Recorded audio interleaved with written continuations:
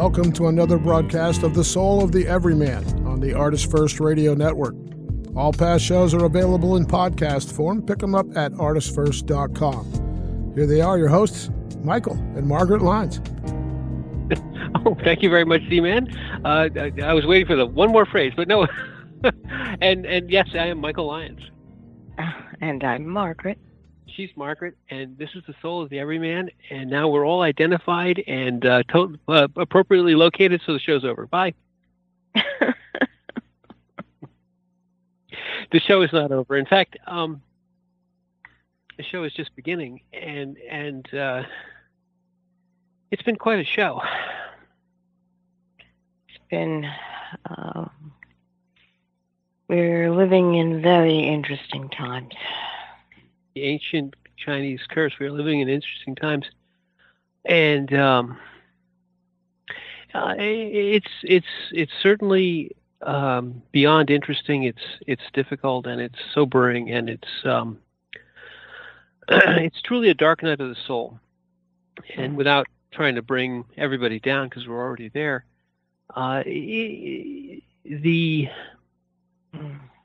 the world, and when we talk about the world, we're talking about, not the globe or not all the countries or all the things in it. We're really talking about the community of humanity, the community of men and women that live here. And it's large and it's vast, but occasionally, very infrequently, maybe once a lifetime, events will conspire to unite us. And they almost always touch at one of the roots of our humanity, or it's something that we can, regardless of language and culture, we can all relate to. And one of the basic things, let's say, if we just pick something out of how we can all relate to children, and children are thank God, fully not involved in this current uniting, but in the sense of them being under threat. But we can all meet through all of our various cultures on the fact that because children are essential to the continuation of the human community on Earth. One of the other things we can all unite against, or unite as a humanity, is to use the phrase, disease, pestilence. When something affects everyone because they draw breath, because they happen to be related to each other by accident of birth, and this isn't the relationship of mother to father or uncles, or this is because we all share the same DNA, and isn't this a wonderful testament to our true, to both the artificial barriers that we place in between ourselves, this one, that one, this country, that country, and to how they all completely fall down, they all knock down, and they all hit the ground immediately, because when a specific threat affects us because you're human. And the difference between human and everything else is made very clear. It reminds me in some ways, people talk about that day, let's say, that it might happen someday, where we're contacted by another intelligent race, and some people say it's happened already, but we're not going to go down that route, because God, which will be the rest of the hour, be gone, bam. But if that was ever to happen, whether they were inimical to us or whether they were friendly, all of a sudden it would be humans, all of us, as distinct from whoever they were. It would no longer be. It would be trivial to say, well, I'm from Brooklyn and you're from L.A., or I'm from this country and you're from that country. It wouldn't matter, because the fact of our common humanity would outweigh all that when talking about a world in which suddenly we have another. So in the case of this type of a cultural change or a societal contact, you'd have that. And in the case where something basically affects us at our level of humanity, we have that. So that's where we find ourselves today. It's something that has brought to everyone's attention how vulnerable you actually are as a human being. And the vulnerability, there are tendencies which we are grateful for that the young children are not affected the same way as the adults. And we are grateful for that, because I think there would be a whole new level of panic if the kids were targeted in that particular way. It's barely hanging on right now. But if the children are threatened, all children being threatened, you want to see absolute panic. That would be it. Yes, and thank I started out and you said the same. And thank God that isn't the case, but the vulnerability is what I was speaking of. Exactly. It brings to mind in the adult how vulnerable you actually are, and the idea that suddenly something can hit you that the medical community doesn't really have a lot of information on. This is when it all began. Puts you into that mode of panic because you're afraid of what is unknown. Yeah. Yes. But it brings that reality that life and death are that close together. And always are. And always had been. But we had been conveniently put in societal situations or everyday situations that wasn't something that you really thought about.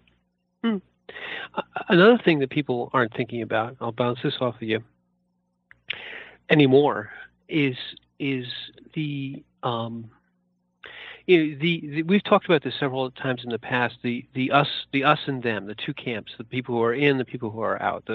The ability to encapsulate yourself in the group that is in, and then reject the outside, build up your wall of illusion, put yourself inside it and everything else that you agree with, and then look at everything else outside as the to be rejected, is less than. You remember the whole idea of the less than.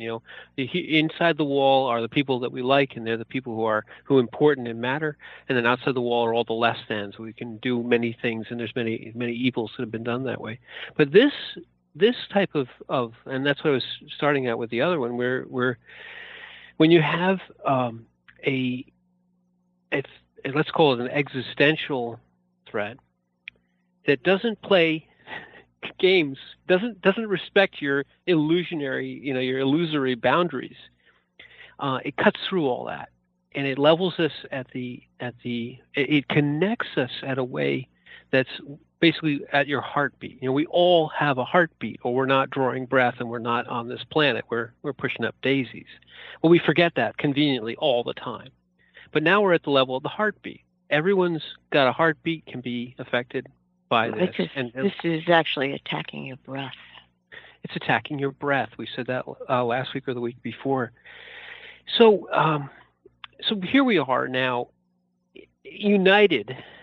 Whether, and of course we're divided in many different ways of how we are responding to it and what we're talking about, and all, but united at that level, and you can feel that. And I would postulate, because this, I'm not sure if this is up on the website or not, but this week is particularly significant for a number of the major religions of the world. This is Holy Week if you're a Christian, and that's, let's say roughly 1/3 of the world.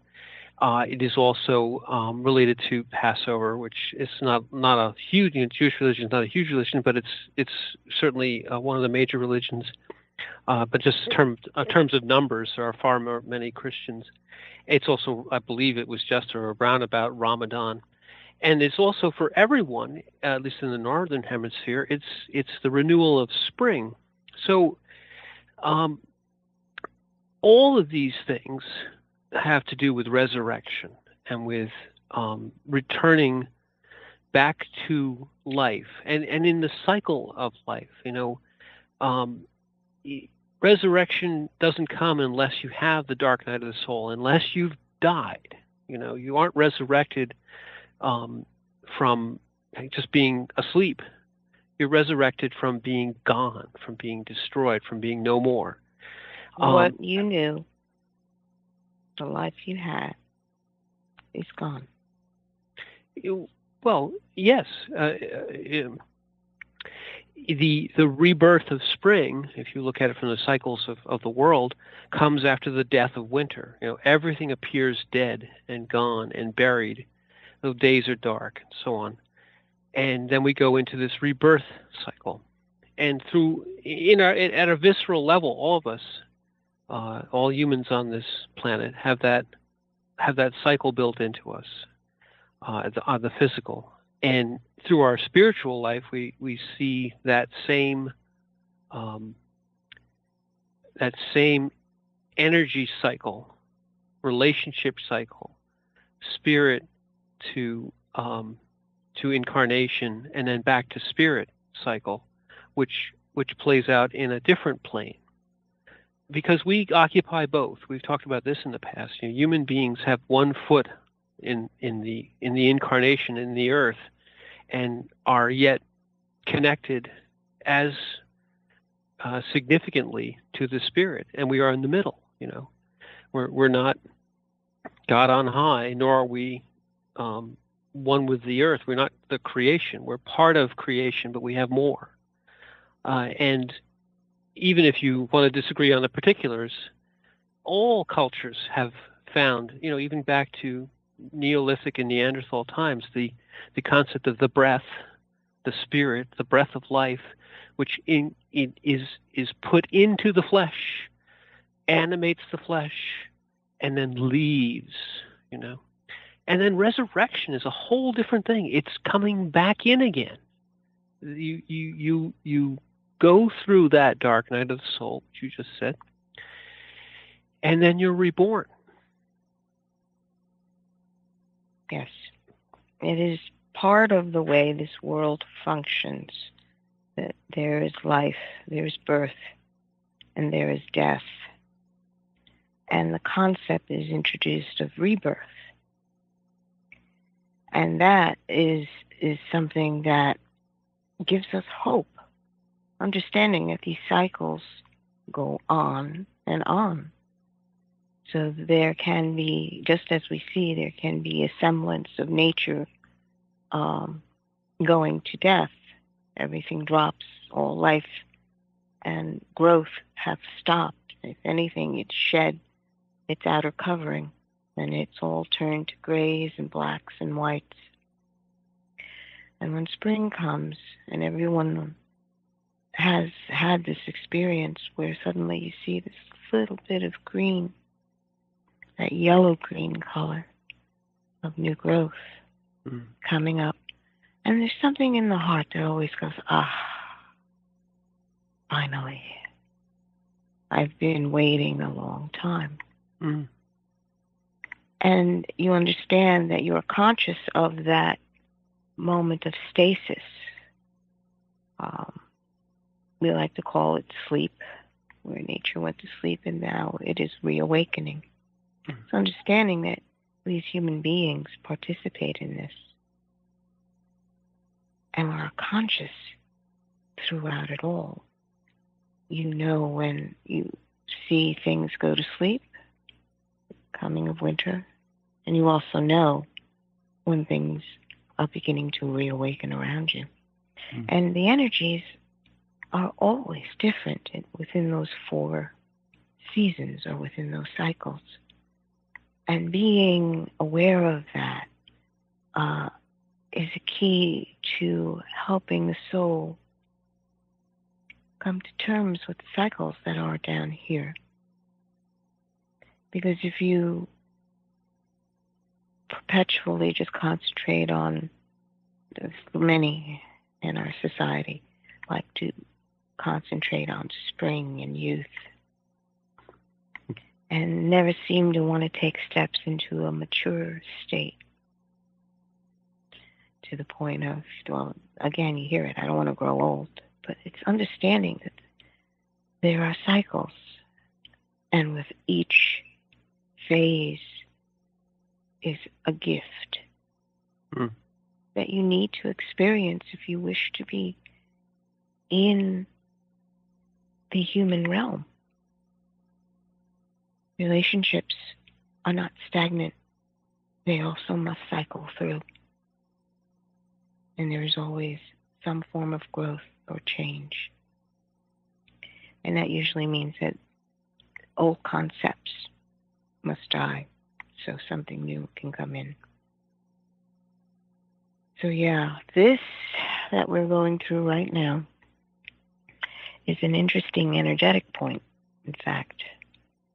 I believe that this is a moon cycle. Mm-hmm. Yeah. Full moon, but they've named it, I think the American Indian name for it was pink moon. The pink moon, yeah. Mm-hmm. Which is rather interesting, don't you think? A giant pink moon is supposed to be rising tonight. Mm. And it is the beginning. It is, again, a rebirth energy. Yes. Again,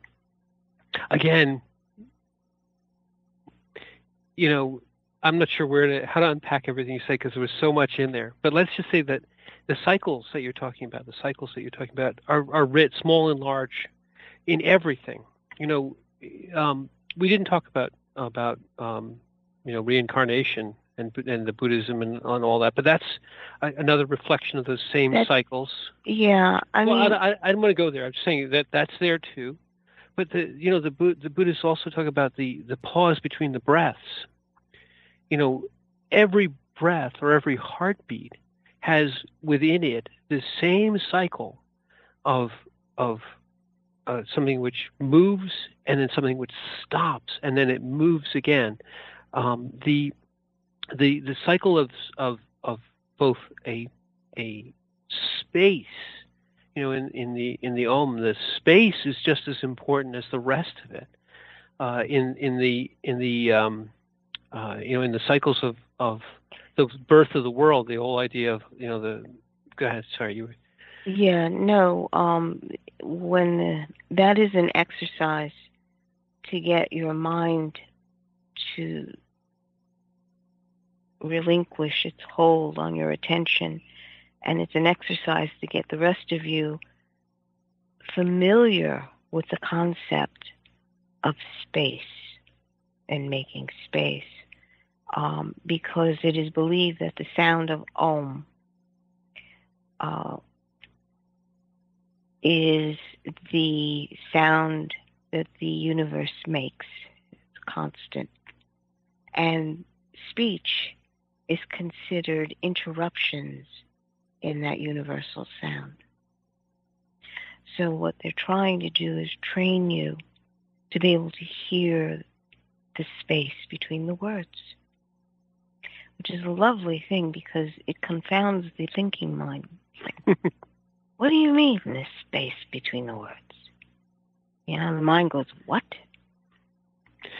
And I'll just, maybe it's a poor analogy, but I think this space between lives is that writ large, this space in which you die to the present self and then are reborn into a new self. And it doesn't have to be a physical death and a physical rebirth, although those things are certainly part of this as well. It can be a death of old concepts. It can be a complete winnowing away of all that you thought you knew. The quote that we have here, in essence, which is going to go up on the website, is that no rebirth. There's no rebirth without, in some senses, a death, a dark night of the soul, is what's said in this quote. All things that the mind is what thinks it knows what's going on, because all the mind things are in there. It thinks that it knows. So it's the mind reflecting on the fact that it's really, really good, and I know everything about myself. I know what's going on, and it's all got us all the little minds. And then this experience, this current experience, although there are many other examples, but this current experience has kind of wiped a lot of that clean, and it's connected us at the heart level, at the human existence level. What this has done is wiped away the foundation that people have built their worlds on. They thought they knew the world. Exactly. And then legs are taken right out of it. And suddenly you're like, wait a minute. How can this be? How can society just stop? That's ridiculous. Again, the mind, though. Exactly. The mind is sitting there going, there's no way this is happening. Mm-hmm. And you're like, no. Just take a look around you. Then suddenly you're being, especially in America, okay, we are so accustomed to saying, I have the freedom to do exactly what I want to do and say whatever I want to say and make my own decisions. Well, what's happened?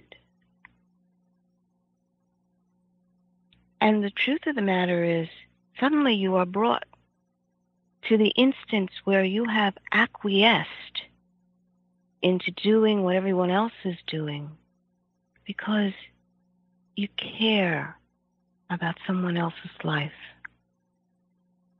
Yes. And all the things. But that's beautiful. It is. I agree. It's beautiful. To be able to take that is amazing because that's touched into your humanity. Exactly. But the prior point, where we are now, is a good point to be. It's exactly where we should be.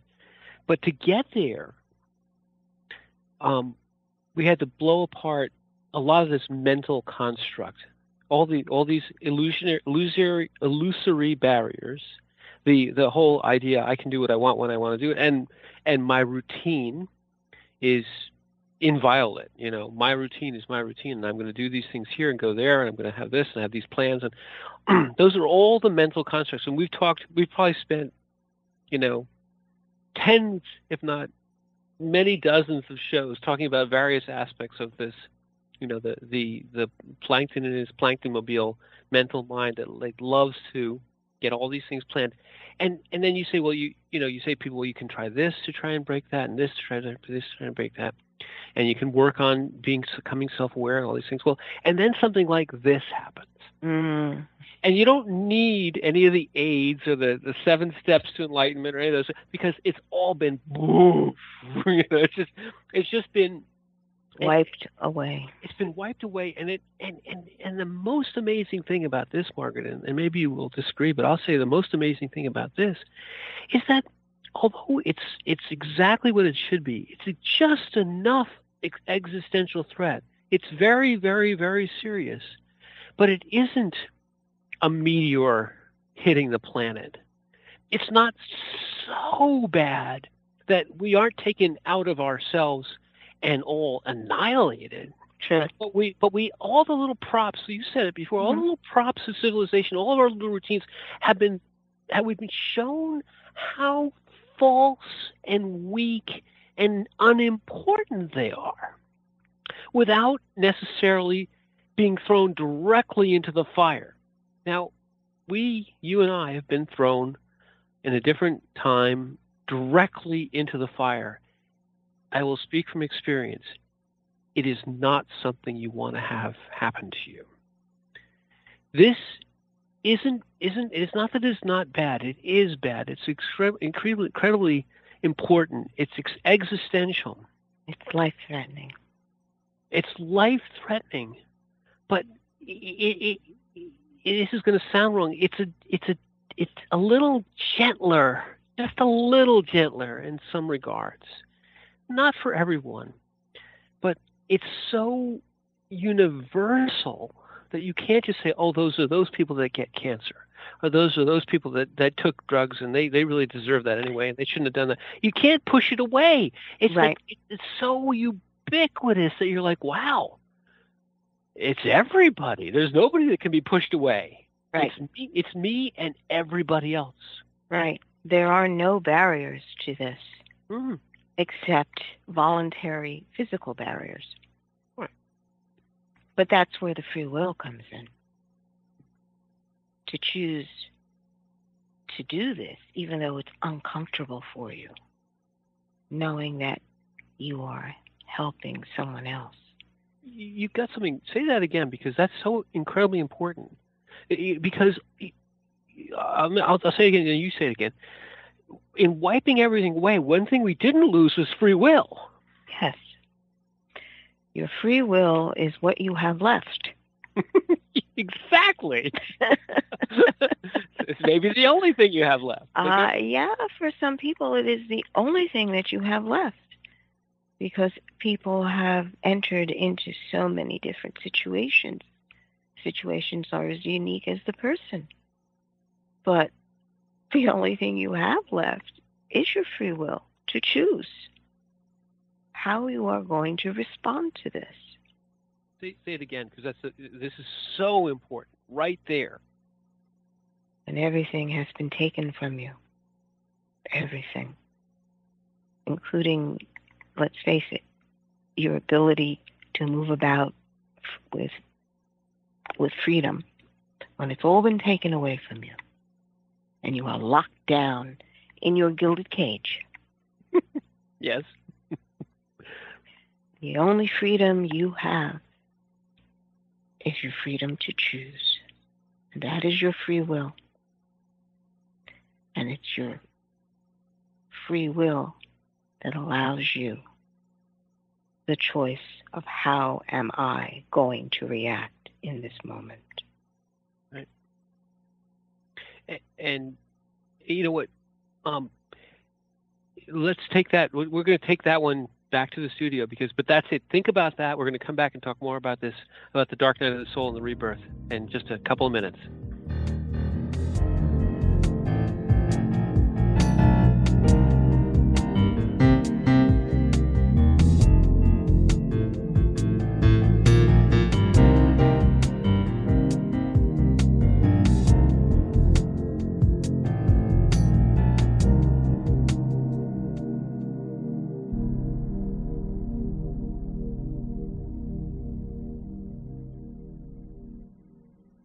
The wait is over. First Blood, Book 2 of the Blood series is out. Your favorite bad boy thief Dev is back, and the beautiful and deadly Trey is right there with him. She is sharp, sexy, and full of surprises. Their adventures continue as a new power arises to threaten the world. The heart of creation is under attack, and time is definitely not on their side as they battle against their enemies' undead hordes. Can they unlock the hidden power that can defeat him, or will his forces draw first blood? Get all 3 installments in the series. Book 0, It's in the Blood. Book 1, Destroyer's Blood, and the new release, Book 2, First Blood, today. Available in ebook and paperback format on Amazon, Kobo, Apple, and most other fine e-tailers. The Timeless Esoterica radio program with Dr. Bruce is broadcast on the 4th Monday of every month at 8 p.m. Pacific, 11 p.m. Eastern on ArtistFirst.com. We explore topics including the paranormal, alien life, mysteries, conspiracies, hidden history, oddities, and much more. Each show will feature a special guest with exciting and thought-provoking discussion. Always keep an open mind, an open heart, live forever, and remember Dr. Bruce believes in you.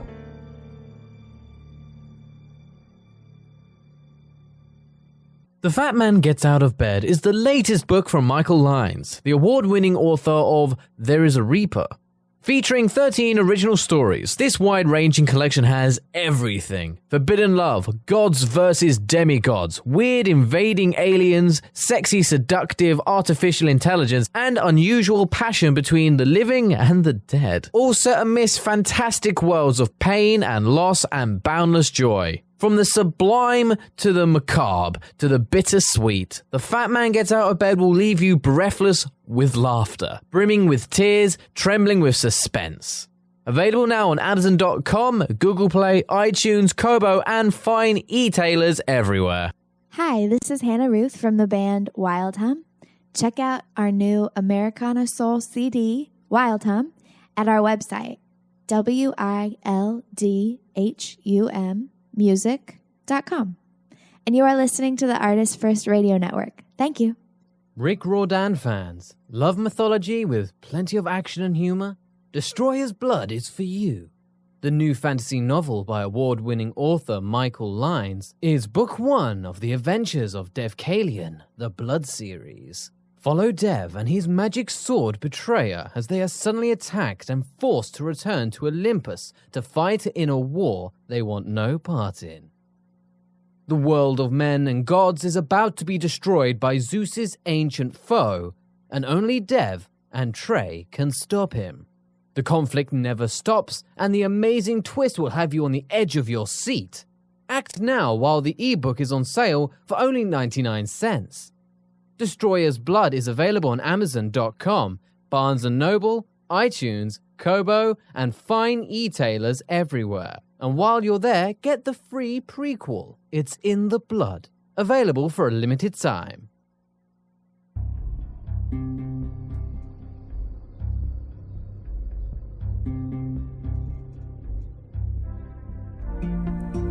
You are listening to The Soul of the Everyman on Artist First World Radio. Back to your hosts, Michael and Margaret Lynes. Thank you very much, Scott. And see, that wasn't so bad. 2 minutes. You lived through the dark night of the soul, and welcome to the rebirth of the second half of The Soul of the Everyman. Okay. But in fact, the first half hour, the important point that you made there about the the fact that we are in essence going through a rebirth process, and even if we don't talk about it as a rebirth process, we're going through a process where we are losing our artificial constructs, our artificial barriers.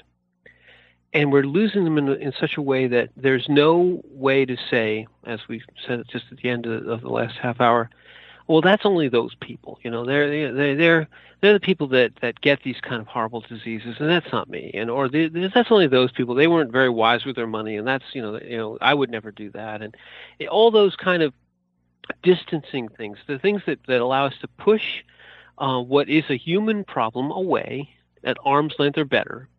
And just say, well, they didn't plan well. They didn't have the right insurance. About none of that matters anymore. The right insurance or the wrong insurance, the who you happen to be or where you happen to live or how much whatever you might have or however little you may have. When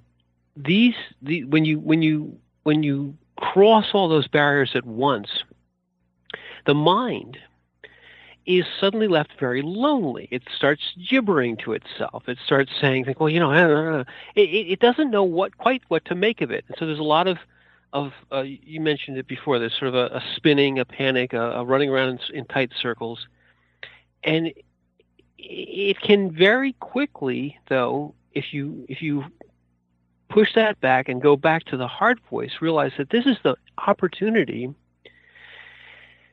to realize that those things are artificial, to go back to your heart voice, go back to your actual, the component of you, which is your free will, and decide, how am I going to react? Like, the mind is off in a corner drooling somewhere, doesn't know what to do, but I still have everything that is still me, the heart voice, the free will, and I have the opportunity to say what I can do, how I'm going to react, and you see now, and this is not just theoretical, because now we see writ large and writ small, both recognized and not, amazing testimony from people, or from people who have heard these apocryphal, these sort of anecdotes of what people are doing in deciding. There's amazing amounts of people selflessly putting themselves on the front lines, and then there's amazing amounts of people right behind them backing them up, and then there's people who are just donating things, putting themselves out there. That whole thing where people are always talking down the millennials. Well, there's this huge sort of volunteer army of these younger kids who are going out and making themselves available as volunteers to go shopping for folks who can't. In this instance, that's not only a very appropriate response, but it's a selfless thing to do. And normally we'd say, well, I'd like to volunteer, but I'm busy and I got to do this and I have a party and I don't want. But all those props have been kind of blown away, and then the true heart response is, man, those people could use some help. I'll get on social media and contact 17 million of my friends, and we'll all go do it en masse, or as we can, and it's just happening sort of organically. Mm-hmm. In that you see not only the echo of the connection, but you also see such incredible testimony to, we say, oh, they don't know what they're talking. They don't have this connection. They aren't us. They aren't good. They're just millennials. No, not only are they stepping up, but they're showing how much better they are than what they were given credit for, and that they never even cared about the opinion of what they were being credit for. They're just saying, yeah, that's what I'm going to do because it's the right thing. It shows to an internal right thing to do, which is both comforting, heartwarming, and it's it's a testament to all of us, all of our best instincts in what they're showing in this particular instance. These kids who weren't given much credit, but they didn't need the credit, if you know what I mean. They just have it. They have the wherewithal, and they just say, okay, let's just do it. They don't respond the same way as most people, the older generation does. Their whole foundation is very different. Mm. But to see that they see a need and that they are responding to it is a wonderful thing, because it is at the core of their humanity. Mm. It's at the core of our humanity. Mm. And that is what is going on. And that's what we are participating in. There was something that you said many shows back. We were talking about when you see the other, when you see yourself in the other, and you can't allow that other to die. You will put your whole life on the line for a complete stranger. Why? Because all of a sudden the heart sees themselves in the other. And that in small, you will put your life on the line for a complete stranger. You'll jump into the lake and try to save them.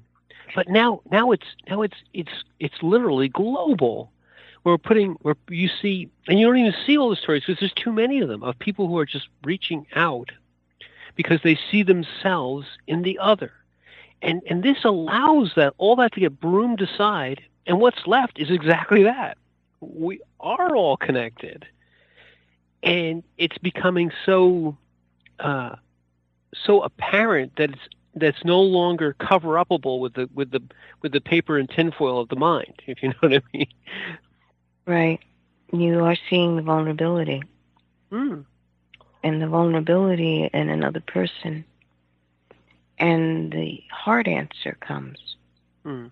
And yeah, it may be a small gesture, but it's done with great love. And that is something that is so very much at the soul level, and if you want to think of it, the soul evolution level, that you'll throw aside all these preconceived notions, and you see a need, and your heart goes out to them. That phrase. And you do something or say something. And I think it's made even more poignant because you can't touch the other person.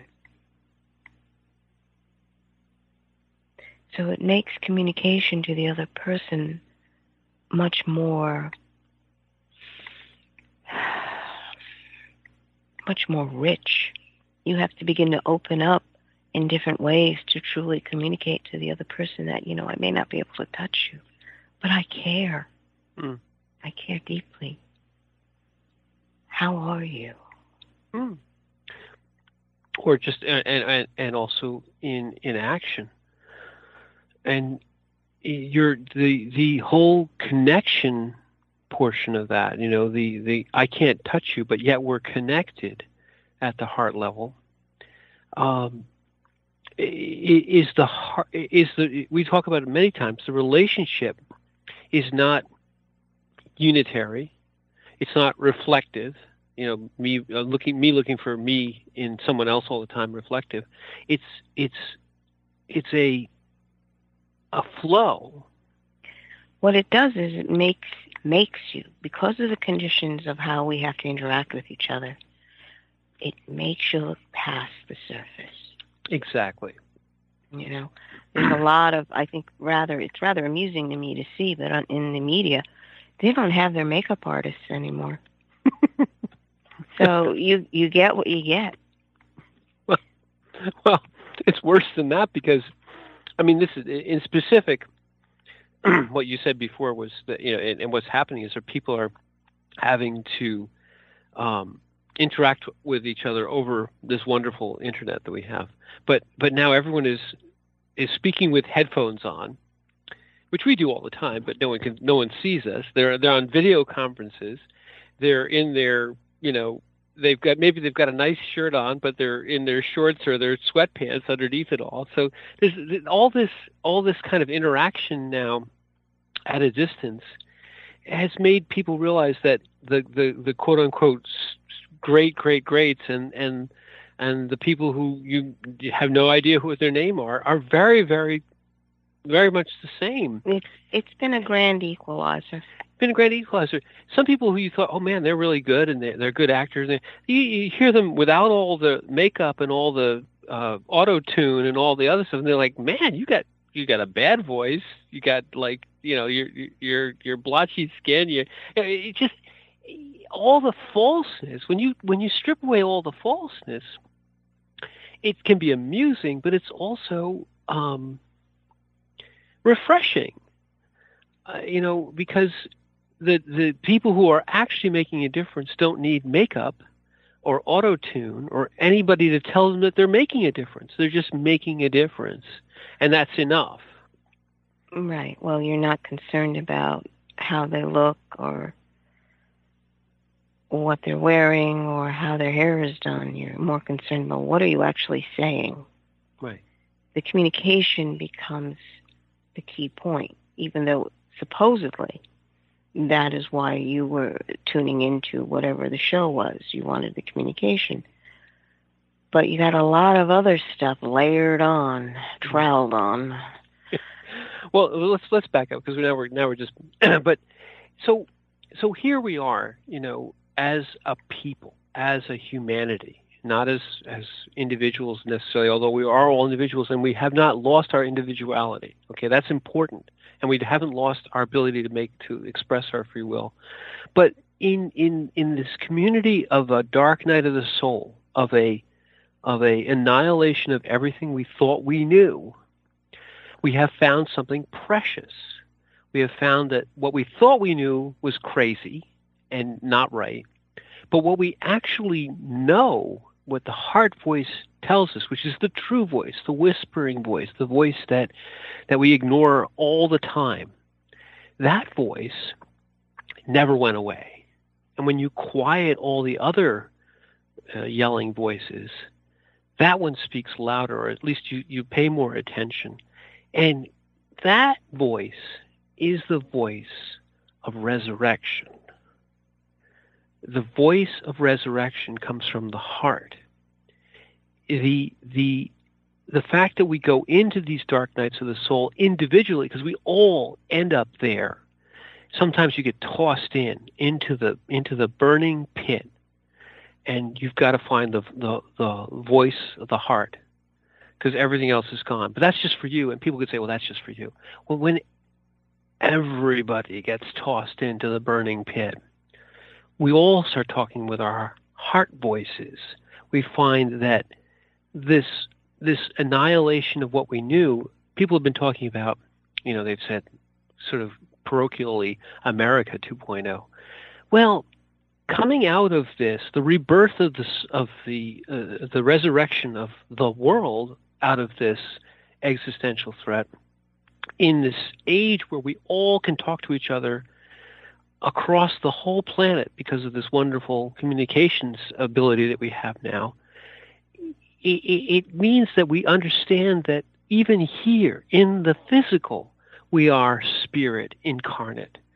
And even here in the physical, we've realized that we are all connected. When we get back to spirit, when we return up in that cycle, we're back to being connected. We come here and we feel disconnected. We feel alone. But when you throw all these things to the side, the dark side of the soul, we've also found that even here, with all the impediments, the connection is there. It's at the heart level. And it's going to change us. And one can say for the better, I think it's going to make us different. And I think that in the sense that we retain the heart voice, it will make us better than we were, perhaps. More connected at that level. And whether that's America 2.0, I don't care. But if it's humanity, whatever it is, 0.0, it's a step forward. It's these evolutionary points and they say the ancient curses, may you live in interesting times. Well, this is an interesting time. It is truly a death and a rebirth.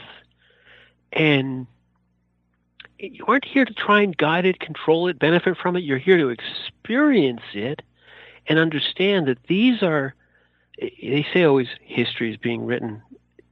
Humanity is being shaped, and you were there. Your voice and your testimony is going to be significant, and the step forward of a humanity is a difficult thing. It's a step forward of like a child of their first steps. Each one is shaky and it requires a lot of effort, but they're significant. And we're living in significant times. Yes. And you should, it's going to sound weird, but we should feel privileged, honored that we get to be participating. It's not that it's not hard, but in participating in Christopher's death, we were honored to help him.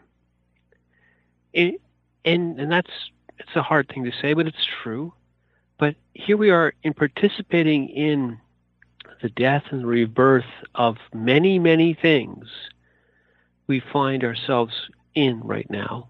We should be honored in one sense of the word, that we are here to be part of it, to be witnesses, to be actors, to be recipients of grace, to be transmitters of grace. There's many things going on now. True.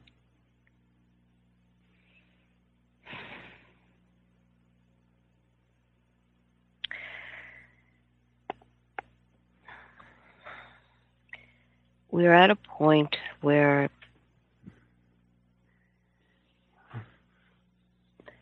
frankly, you were born into this. You were born clean without any preconceived notions. And you were participating every day experientially, playing, having fun, exploring. And then something came by and told you that you had to participate this other way. It's all preconceived.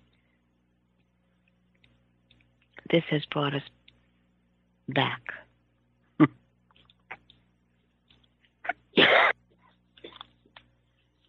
Where it's brought us back to, in some sense, we've talked about this in the past. When, and I'm reminded, we talked about people when we go to the beach and everyone's on the beach and there's a shovel in a hole and all of a sudden everyone on the beach within, a quarter mile is at the hole digging and no one cares what their names are and so on. That experience, the beach kind of is that kind of experience. But I'm reminded just now that in essence the whole world has been put on the beach. It's not that it's idyllic and it's not that it's a vacation, but we have all been placed in a space where we don't have to wonder about what somebody does or what who they are, quote unquote, or whether or not they're important or not important. The beach is also the human experience of just being there together. And this is a human experience where we're being here together. When we're first born here, we are born clean. We're born without all these preconceived notions. The ability to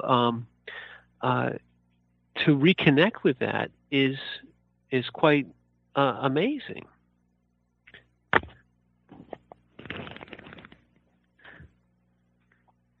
Yes, it is amazing.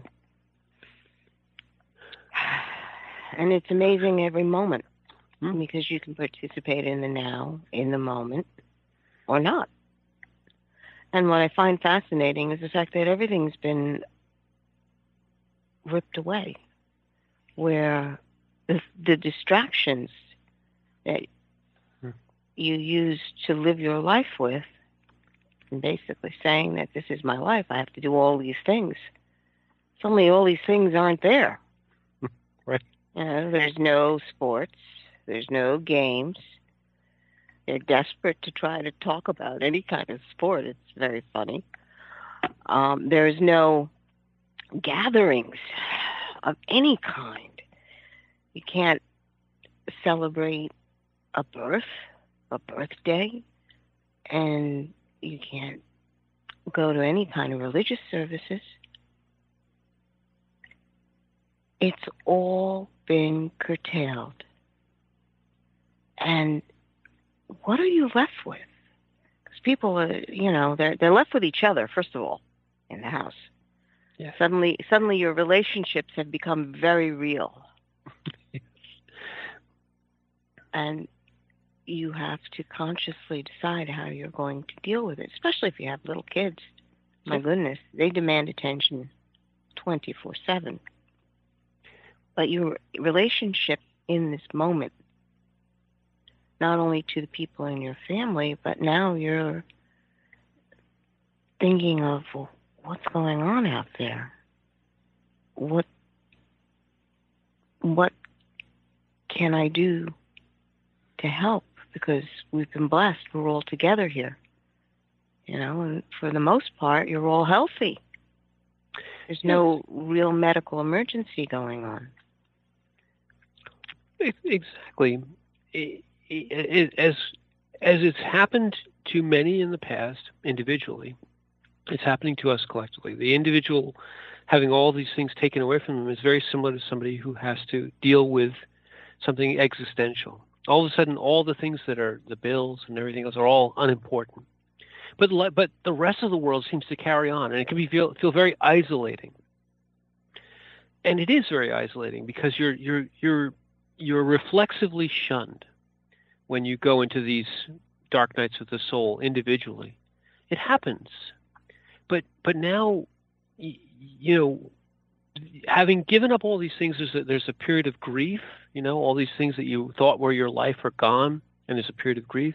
And then there's a period, which I believe we're in now, where you realize that those things weren't as important as you thought they were, and that the important things are the things you were just talking about. And you still have your free will, you still have your heart voice, you still have the ability to choose how you're going to react and how you're going to reconnect at a different level. You have to get through the reaction. Yes. Okay? This is what we're seeing, that there's so many reactions, and the mind itself is trying to reassert itself. So what does it say? We got to blame somebody. Somebody's to blame for this. Okay. The minute you hear that, realize that your mind is trying to say, we still can control this. Let's just blame the right person and it'll be all right. We'll go back to our controlling, predictable environment because that person's the reason why it's all falling apart. You're sitting there going, you were never in control in the first place. Recognize your mind is trying to grab a hold of the steering wheel again. And frankly, if you let it grab the steering wheel, it's going to ram you into the same wall that's holding you captive. That is not a road to freedom. Yes, and that's a period of time. I think where we are now, let's say we're however many weeks or however a month or so that we're into this, those walls have been rammed into repeatedly and found to be obdurate and immovable. The stir crazy has gone crazy and it's wore itself out. And, you know what people say? There's basically try everything, and then what you're left with is probably the answer. So people have already done. There's been a large section of the world that's done those things, and of course some have been afflicted directly, and they're fighting for their lives. And I don't want to in any way minimize that. But a large section of the world that isn't afflicted has done those things and burned those things out, and we're starting to find what's left, which is the answer. And I'm not saying that it was a hard road, and it is a hard road, and there's still a hard road, but the piece that the informative and evolutionary piece that we're all going through this at once is going to take us a tiny step forward, my opinion. Baby step forward into realizing the connection and into realizing that this is the same thing, that all the things we went through are the illusion, and the thing that we have now is the reality, and that this reality here in the incarnate physical is a reflection of the true reality in the spirit and the soul that connects the two. The important thing that we're learning here en masse, all together at once, may stick with us. I'm an optimist, so I'm hoping it does stick with us. I think the baby steps, you can always go backwards, but I think we're going to take a little one forward here. And it's grace that's coming in gigantic waves, all at once. We talk about transformative shifts. We're in one. That's why I say we should be honored that we're in one. Well, they have been talking about the wave of change that's about to happen. Guess what? It's a wave of change. And it's never what you think it's going to be. That's true. So I believe we have reached the end of our show. We have, and I'm Michael Lyons, and take the change. And I'm Margaret, and thank you for listening.